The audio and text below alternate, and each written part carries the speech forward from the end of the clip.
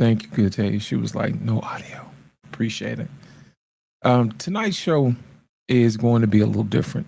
We're going to talk about um, who should women, who should tell women who they should be. You know what I mean? Who gets to decide that?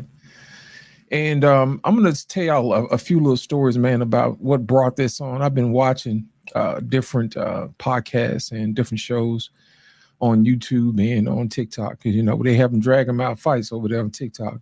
You know, and it was always talking about, well, who can tell women, who to be, this, that, and the other. It's this whole concept about who gets to tell them what.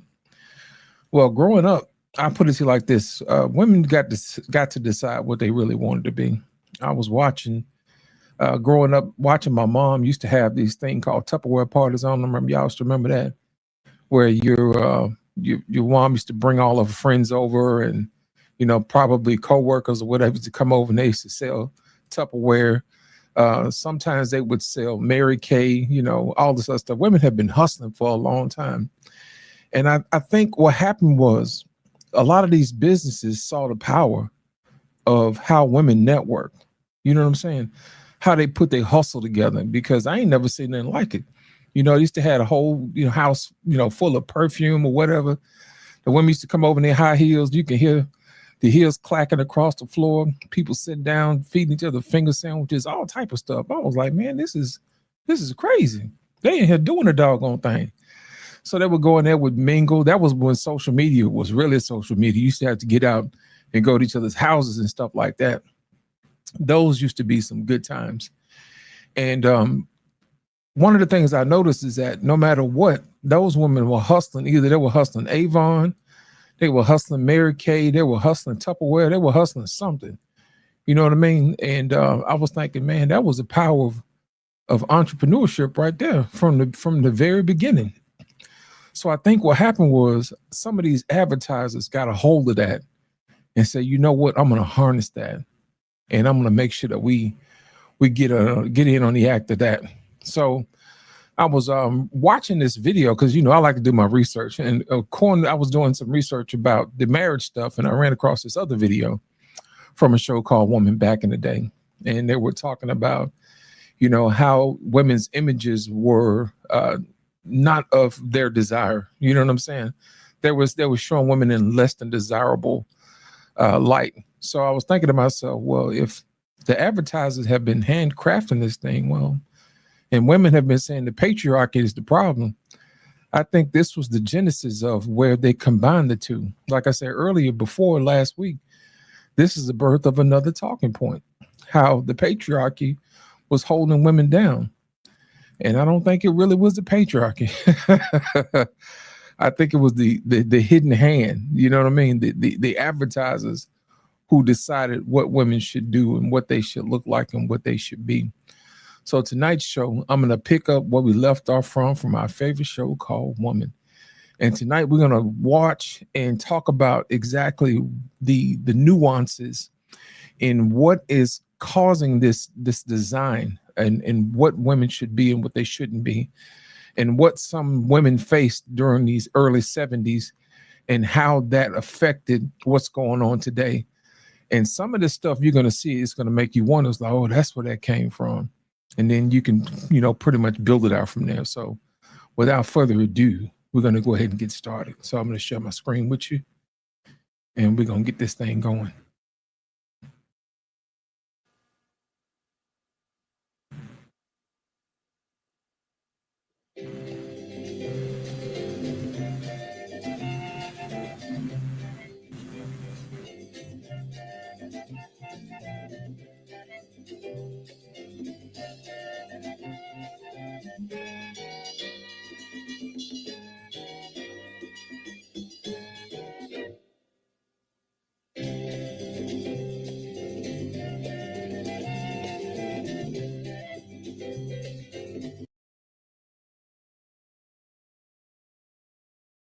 Hold on, y'all. I don't think y'all can hear that. Give me a second, because that's not supposed to do that. Give me one moment.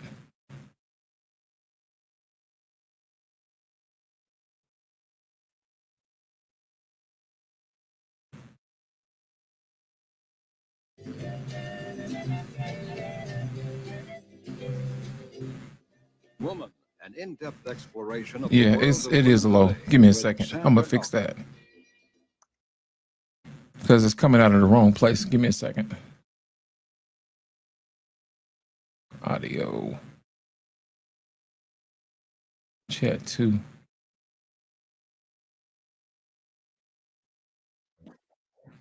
There we go.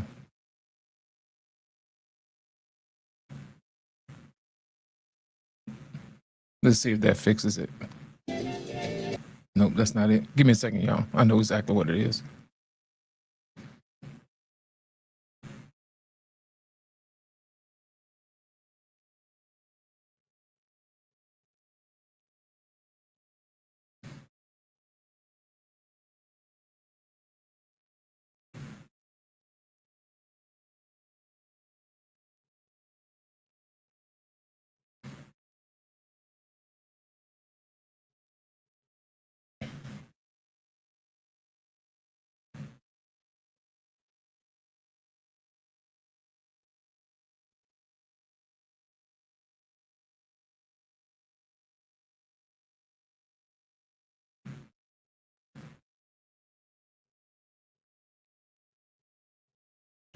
Give me 1 second.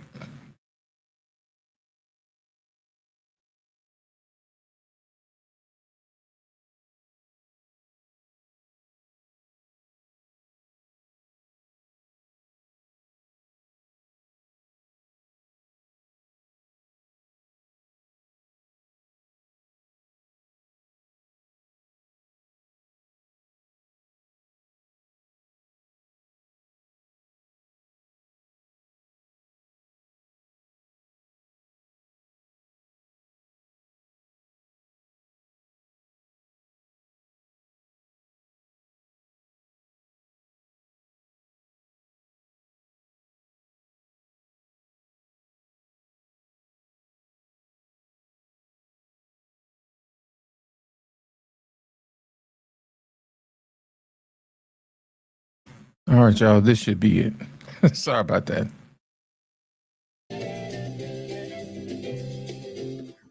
Woman, an in-depth exploration of the world of women today with Sandra Elkin. Good evening and welcome to Woman. Tonight we're going to look at the image of women in television. With me is Joyce Snyder. Joyce is the National Co-Coordinator of the Now Media Task Force. She's from New York City. Also here is Kathleen Bonk. Kathy is National Co-Coordinator of the Now Media Task Force also. Kathy's from Washington, D.C. Welcome to both of you. Hi. Kathy, how much television does the average American watch? Well, nearly 95% of all of the homes in the United States have televisions, and they're turned on for about 6.5 hours a day, which roughly averages to about 9 full years that people spend watching television out of their lives. So really, we consume a lot of television. We're exposed to 75,000 commercial messages a year, which is a lot of advertising to take. 75,000 in 1 Right. year? That's incredible. That's just in television alone. Kathy, how did you get involved? You're very interested in this, both of you, and you've been doing this for a long time. How did you begin? Well, it's at a grassroots level. I got picked up hitchhiking one day while I was in Pittsburgh. Don't you know hitchhiking is very dangerous? I was a student at the university at the time, and we were working at a grassroots level in Pittsburgh and started working at the Pittsburgh stations. I was in a college course and we needed a project, and one thing led to another, and we found ourselves in the middle of license renewal period negotiating major contracts with all the Pittsburgh stations. And interestingly enough, Access Magazine, which is a public media magazine, reported that Pittsburgh has one of the best markets with regard to the sensitivity of citizens groups and public interest and public affairs programming. So we feel that all our work was put to some good use. Joyce, you were watching television one day and... No, I didn't have that initial zap. It was in 1970, and I was working as a trade magazine editor on a magazine that dealt with the advertising industry. And Midge Kovacs, who was formerly New York's coordinator for media, an absolutely fantastic woman, good activist, she called me up because I was managing editor and said, "Can I have a guest column in your magazine?" I said, "To discuss what?" And she said, "The portrayal of women on television." I said, "Oh, that is my favorite subject. I'm dying for someone to do that." And she told me that there was a group called Now that was organized. One of the task forces was organized around that issue. And I just said, "When can I join?" I was delighted that there were activists dealing with the problems. I suppose the question you must get a lot is, what do you want? What do you want from the advertisers? What do you want from the program directors and so on? Well, the question of what do you women want really it's been answered over and over again. And finally, it's been put down on paper, actually by public broadcasting, in what they call the definition of women's programming. And in part of the concerns, it's really threefold. One, that women are integrated into all programming, that we integrate the roles of women and men and show women and men in a variety of roles, not just in sex role stereotyping, that women participate in all parts of television, which brings in the question of employment, that women are in all the levels, the top management as well as down to the support staff. And the third concern is that television develop programming of concerns to women so that issues like rape and issues like the battered housewife are covered, and they become important issues. They become the problems that television and the media deal with on a day-to-day basis, rather than ghettoizing them into, quote, women's programming, but that they're really integrated throughout. What is All right, I'm gonna stop right there. She was saying that we should focus on showing women in different lights and different subjects that they were talking about, and not just ghettoizing what's going on. And I'm thinking to myself, I don't know if y'all watched the movie Straw yet, but I think that's probably one of the situations where they're showing women in a certain light. And it's kind of hard for women to get different roles and stuff like that when they're always showing them downtrodden and beat up all the time. I think this is where that came from. So instead of helping women, they were actually hurting women by painting them as these fragile things that aren't strong or whatever, are always being abused or an object of abuse. And I think this is where this came from. I think the thing is that people find most annoying about television, especially women? What do you think annoys them most? Commercials, I think. Yeah. It's been proven as far back as 1972 that women object to their image in commercials. For example, Redbook, the magazine, did a survey of its readers, and they are hardly flaming feminist Redbook readers, and they reported that 74% of them objected to the media portrayal of women in commercials. The Screen Actors Guild did a similar study of women last year, and there were some men in the study, but mostly women. And that was in the 70 percentile range as well. People really do object to the media portrayal of women, and this cuts across all kinds of women. Women that don't consider themselves feminist really object to this. We get hundreds of letters a week, and I think that it's those 30-second spots that get women turned on to media issues, that's where it starts. You know, one commercial that degrades women too many. Can you give me a couple of examples quickly without naming any product names so we won't be sued? I'll give you one that's currently on the air. It's a bread. And the man is a vegetable farmer, and he said, "If it's not fresh, I'm out of business." This is his line of work. And then the woman is at home serving the bread, and she's serving her husband. She says, "If it isn't fresh, I'm out of business," which isn't, it's kind of subtle and insidious, but it says that a woman's security is dependent on serving the man, and the man's security is dependent on his business, which is vegetable farming. So I find that kind of thing very subtle, but serious. Do you think people actually believe what they see in television commercials? I think that television commercials just are not reality based. They show women in the home when in fact women spend part of their time in the home, but we're not preoccupied with the rings around collars, and we're not preoccupied with the shine on our floors. Housework is not fun. We don't go mopping up floors in long white gowns. So it's really a question of touching base with reality. But they really do believe the commercials, because I know in one case of a paper towel, consumers wrote in and said, why doesn't the paper towel whisk up water as a vacuum cleaner would, like I see on the commercials? That was used to illustrate what a good water sopper upper the paper towel was. And people actually expected that paper towel to do as the commercial said. So you can see how believable commercials really are. If they weren't believable, they wouldn't create them that way. And I think in commercials, They have no idea what AI has done or what it will do. It's getting to the point now where you can't tell what's real and what's not real.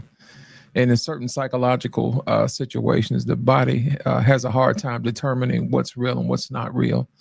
All you have to do is just keep repeating it over and over again, and you'll start believing it. So I thought we'll slide that in there. what we're working toward, what our main goal is, again, this issue of women and men being shown in a variety of roles. Joyce and I recently gave a presentation before the National Association of Broadcasters Review Board, and we did this long presentation, and finally at the end, the head of the NAB code said to us, now let me make sure I've got this straight. What you women want is you want women to be portrayed as people. Is that right? And that's it. We want women in a variety of roles, not sex role stereotyped in the home, but rather women shown in all kinds of professions and occupations on the air. Well, I've always felt All right. You heard what she said. She said that she doesn't want women to be stereotyped as sex role objects. You know what I mean? And I'm thinking back to Maxine Waters and and Cardi B and Megan Thee Stallion, you know, on Capitol Hill talking about WAP and all this other stuff. And I'm thinking that that's not necessarily what these women right here were fighting for. They wanted to have some type of dignity, and for us to be where we are right now is amazing. So I thought I'd go ahead and point that out to you guys, that sometimes women want to be portrayed as humans and not as sex role objects, which is what this lady said. So that just goes to show you how sometimes things can be stretched to the point where marketing will tell women who they should be. And if you look at the music that we have today, you'll see a lot of women mimicking those images that they see on TV, from the Megan Thee Stallions to the Cardi B's to the Glorillas, you know what I mean, that type of thing. And it's just like we're printing out this new type of woman that really does not, you know, it's not serving community. So I think the idea of what these women had was totally different than what we got coming out now. So I thought I'd point that out to you guys now. We're going to keep going. for a long time, but the men look equally foolish. Mm-hmm. You know, Exactly. Yeah. Sticking their heads out of cuckoo clocks in the Yes, but I think women have more to lose when you consider that women make 60% of a man's paycheck on some jobs, which is like the old constitutional definition of a slave, 2/3 of a man. When you consider that women are in this lowly position to begin with, I think that we have to take the ridiculousness with which we're portrayed on television with more seriousness. We are the oppressed majority. We have more to lose than the silly men on the commercials. Y'all heard that right. This is where the whole notion about where, you know, housework and all this other stuff relates to a slave and 2/3 of a person. It's how they're hijacking what happened to Black folks and equating it to housework. See, that's where that other talking point came from, you know, where women are saying, well, I don't want to be a slave. I don't want to be working in your kitchen and cleaning up and all this other stuff. That is where that particular talking point came from. So this video is full of little nuggets and gems that actually showed up, and it wasn't really in the lexicon back then until that we get to, you know, items like this. So I thought I'd point that out as what she's just said. So we're going to continue. Also, it's a consumer issue, I think. The fact that we do consume 75,000 commercial messages a year, and that we're really paying for television. It's not free. Every time we buy soap, or we buy a washing detergent, or we buy a pair of jeans that's advertised on television, we're paying for television. So it's really a consumer issue, and we have a right to request and demand that women and men are shown in different roles, because broadcasters are supposed to be working in the public interest. They've got a public trust, and I think that, that we've really got, as consumers, a right to demand that programming be responsive to our needs. Well, is the FCC the only agency that regulates? And who regulates television commercials? Is there something separate for that? The Federal Trade Commission does that as well. They check the reality. They check to see if, in fact, what the commercial is claiming or what the product is claiming is the reality. Consumer protection. Well, certainly lots of people have pointed, out to advertisers and to broadcasters that they're not happy with the image that's being portrayed of women and of men. But it seems to me that the thing keeps continuing. I mean, they seem to be continuing to make the same mistakes that we point out to them. Why is that? I think it's a very conscious, or rather a subconsciously calculated kind of plot to keep the status quo, to keep women subservient.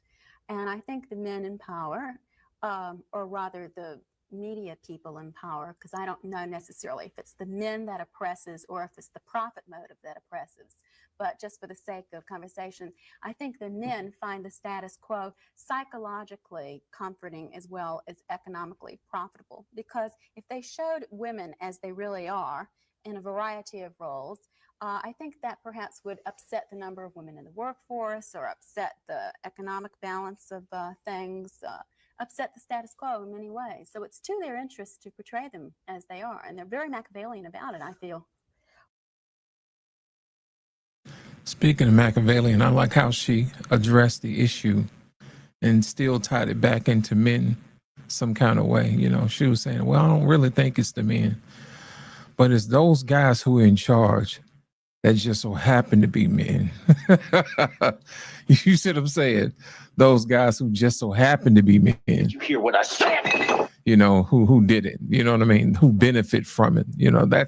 That's how some of these little groups do it. It's the nuance in how they do it. I found it very strange that she used the word Machiavellian and then displayed it right here. So I thought I'd point that out too as well. But we're going to continue. Well, also, there's a lot an individual can do. They can write a letter to the product company, the parent company, and say, look, we really don't like our image, or we really don't like a particular ad. They can write to the agency itself, and they can write to the television station, to the local station, and say, look, how do I register a complaint? I would really feel that it's degrading to see women in those kinds of roles. I really think people have lost faith in writing letters. I mean, I don't do that anymore myself, and I'm not sure that it does any good, but you seem convinced otherwise. Oh, yeah. Oh, yes. Definite power to the pen.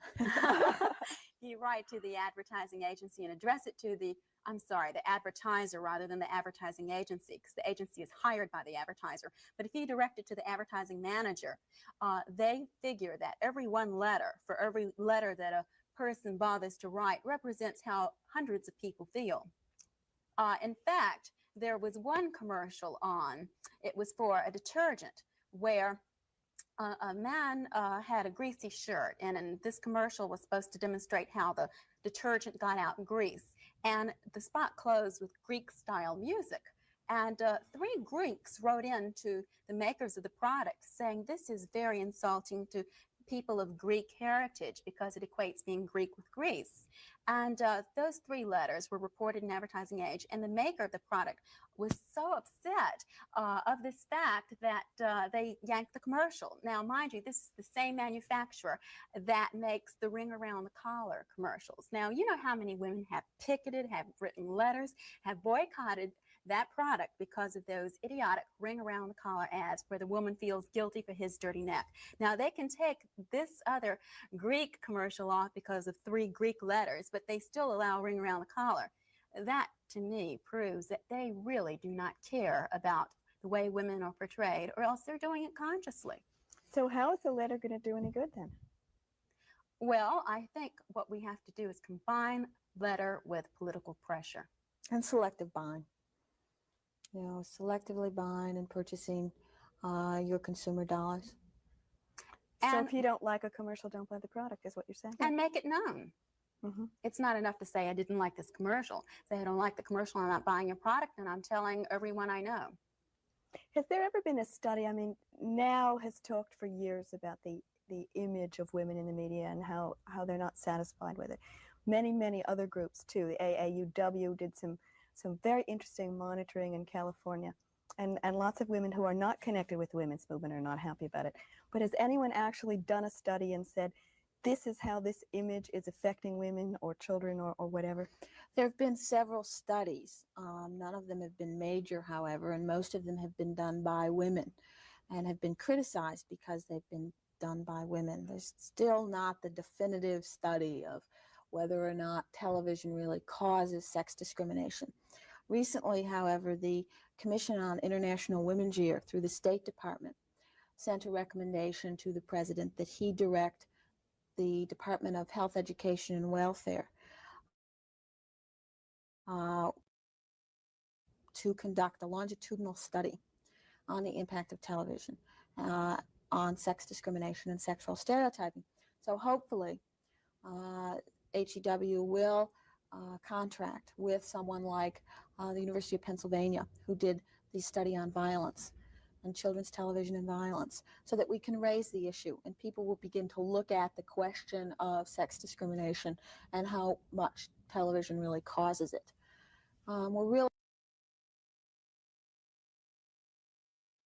I don't know if y'all remember this, but they were back. This was way before the video game situation that we had. This was actually before before video games, where they were talking about violence in cartoons. I don't remember. Y'all remember Yosemite Sam used to walk around with a pistol, and Bugs Bunny used to be shooting people. Well, you'll be very hard pressed to find those cartoons anymore because they've been scrubbed from the internet. They've been pulled. If you got an old VCR tape, that's pretty much the only way you're going to be able to see those old ones. And even some Tom and Jerry videos where they were, beating each other up and stuff like that. So that's just one of the things that we have to discuss is the influence on how TV influences people. And this is what she was talking about, the influence on children, but also how people would be influenced on what to believe with women by how they were being advertised and marketed as. So we're going to continue here. really talking, though, a couple generations away in terms of that, in terms of whether or not our children are going to be impacted by sexual stereotyping on television. That's right. They say that whatever forms a child's behavior and attitude is that which is vivid, early, and repeated. And if there's anything that's vivid, early, and repeated, it's television. So it's really a huge menace, sex stereotyping on TV. Is there any proof that if you took two identical products and pitched one, advertised one in the traditional way, and then advertised it in another way, the way that you were both talking about and which is now's goal, would women buy the one that showed them as independent people and so on more than the other way? Do you know what I'm saying? I think I have an example of that, which happened way back in 1970 or 1971. You're talking about the same product, but two different brands. Okay, well, there was a cigarette. One cigarette advertised. Be careful, Joyce. I said be careful. Yes, I will not mention a brand. Okay, one cigarette advertised to an independent, liberated type woman who has come a long way, baby. Okay, do you know that brand? Yes, and another one advertised to a woman who the best one is rich and thin. And the TV advertising showed kind of like a sadistic man with sunglasses, leaving the woman, abandoning her in strange places. And Advertising Age said that the commercial with the sadistic man to women who are rich and thin would be the successful one rather than the one that advertised to the liberated woman, because Advertising Age said it's easy for women to change cigarettes brand, but it's not so easy to change the psychological makeup of women. women want to be abused. Well, what they didn't reckon for, what they didn't figure was to come is the women's movement and women's growing self-conscious. What happened is the sadistic cigarette is enjoying a very low share of market, and the cigarette that had the image of a more independent woman has about a 1.5 share of market. So that is the best example I know of right now. Yeah, there is no absolute proof, though, is there? But you suspect it would go that way across the board.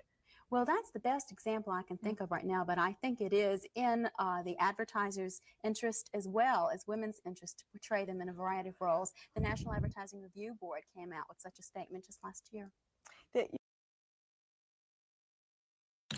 All right, I want you guys to pay attention to what she said. She was saying that the independent woman who had the cigarette brand that you've come a long way, baby. I'm pretty sure y'all know who that is.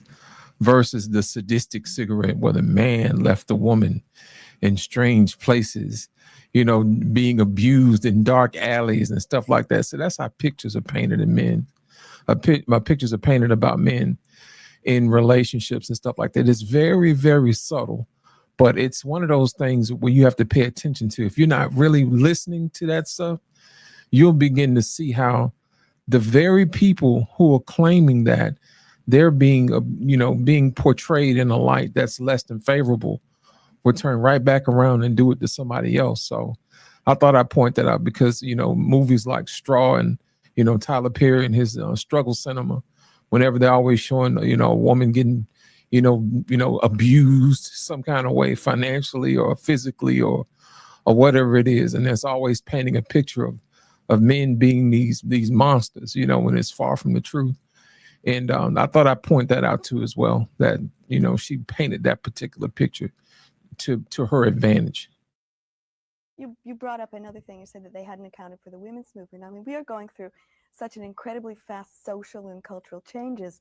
Can the marketing research really keep up with some of the changes, and especially the changes in women? Well, they can judge people's buying habits, but I don't think they can judge what's going on in people's brains. Very often we don't always say what we really mean.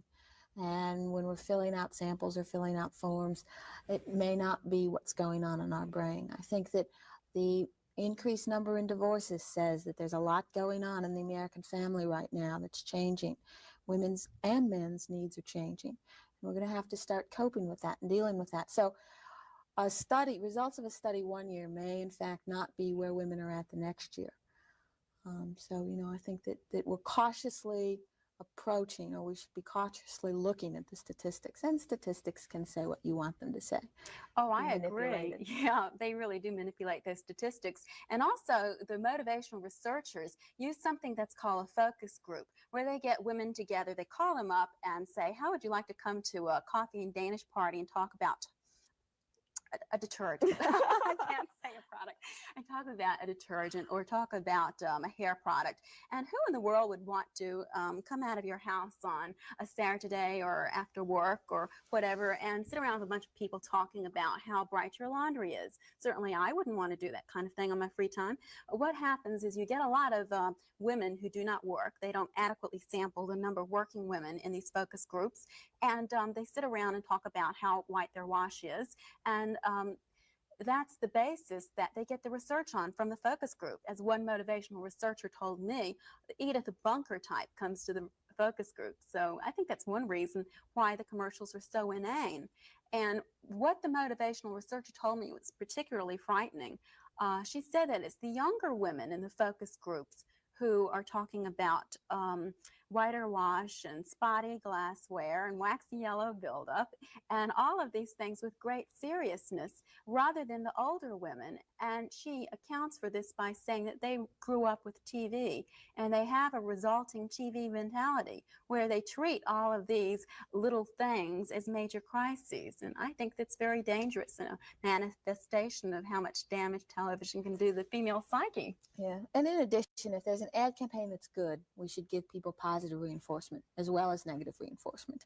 So, keep those letters going to the commercials that you like as well as to the ones that you don't like.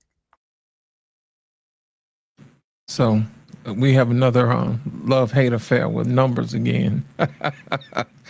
She said, forget those pesky numbers because our minds change from year to year. You know, how are we supposed to do that?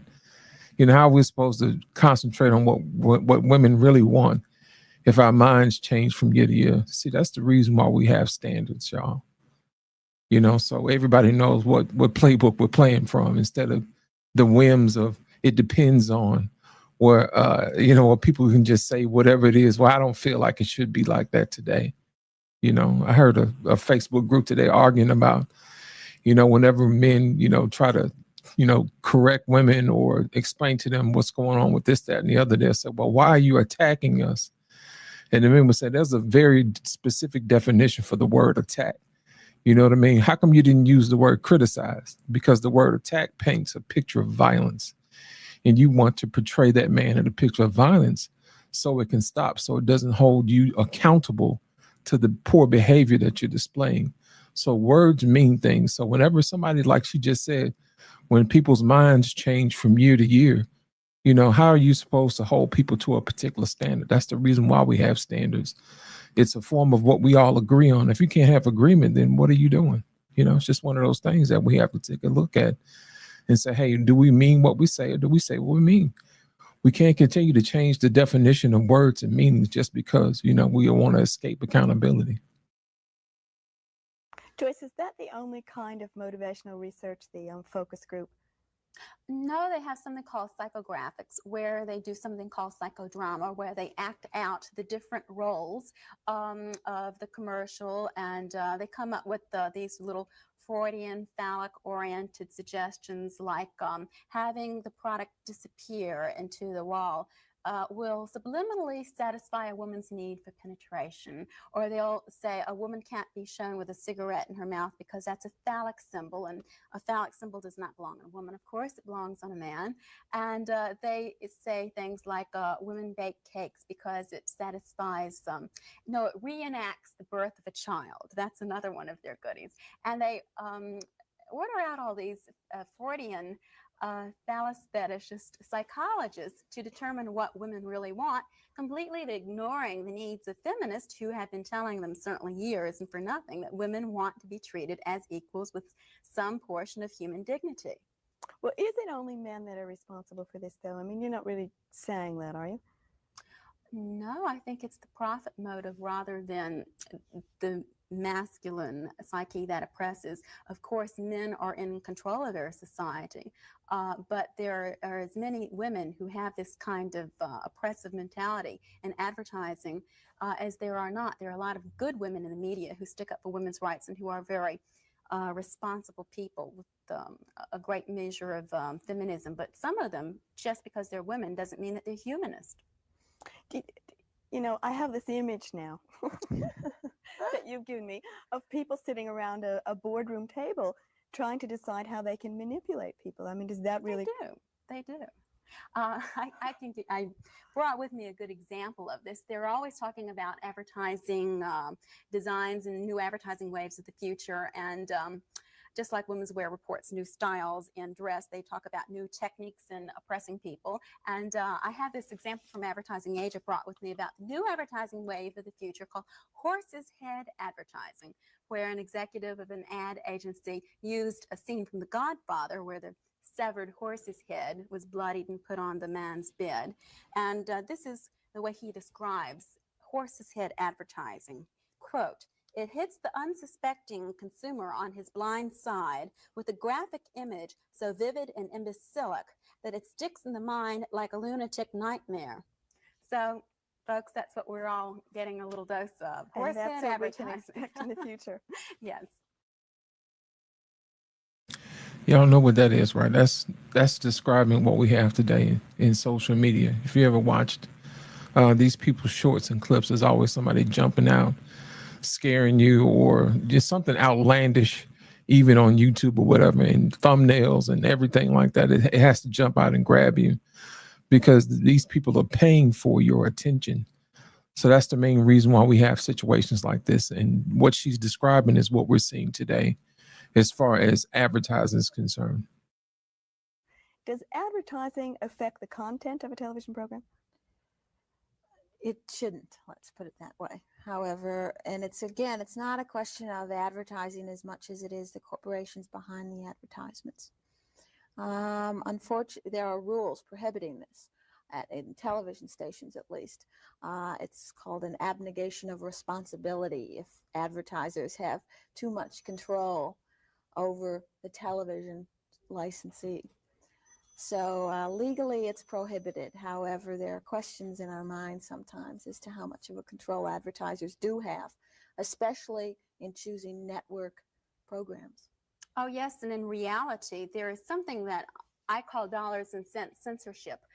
There are two firms that operate out of New York called AIS and Leslie Harris. And these two firms monitor network programming for their advertiser clients. And if there is anything that is very controversial or something that does not jibe with the advertiser's concept of the right commercial climate, that commercial is yanked. So it's kind of like a subtle form of censorship because the network knows what kind of controversial programming they can get away with and what they can't. In fact, the president of NBC TV said last August when Now met with NBC, that there has been a noticeable erosion of controversial program content because of the Maude show, where Maude had an abortion and every single advertiser pulled out.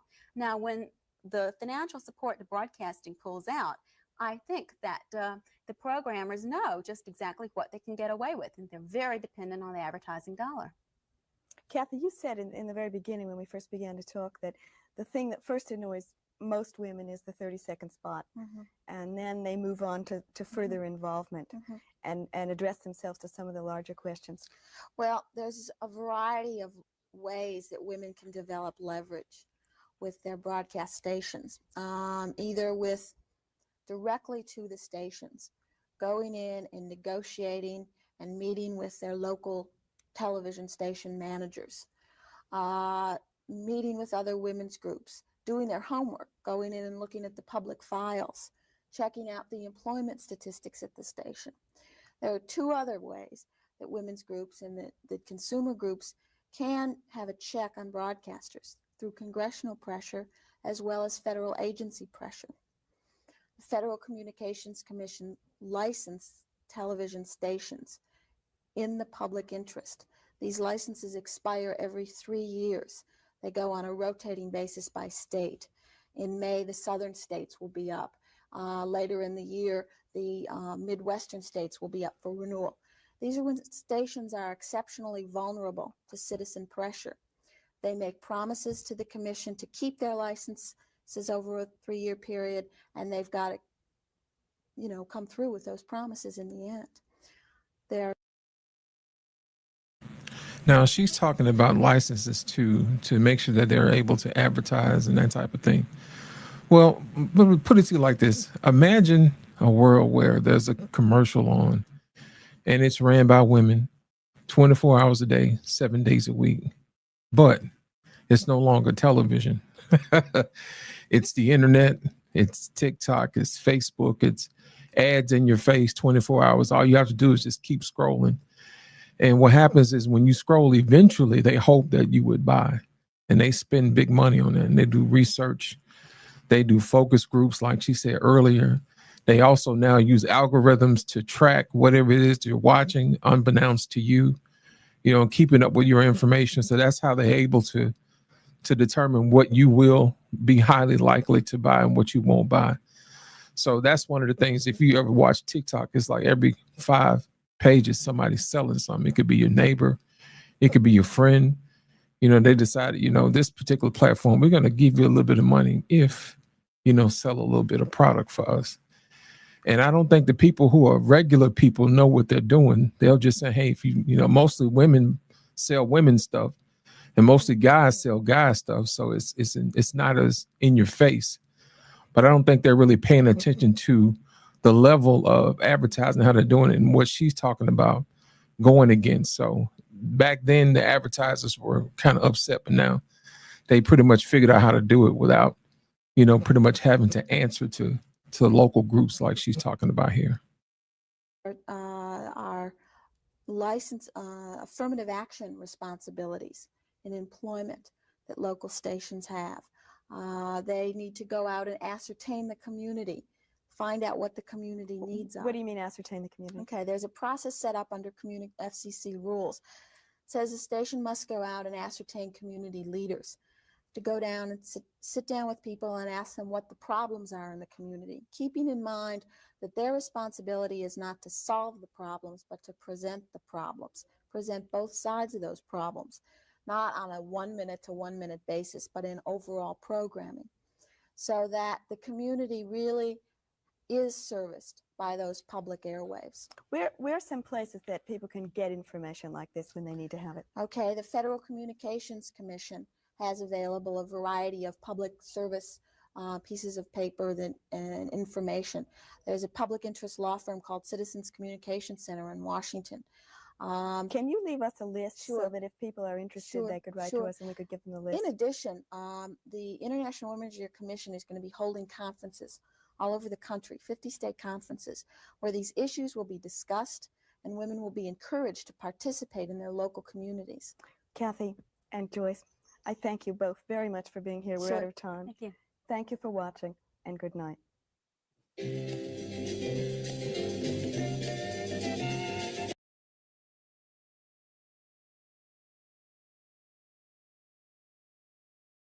All right, y'all.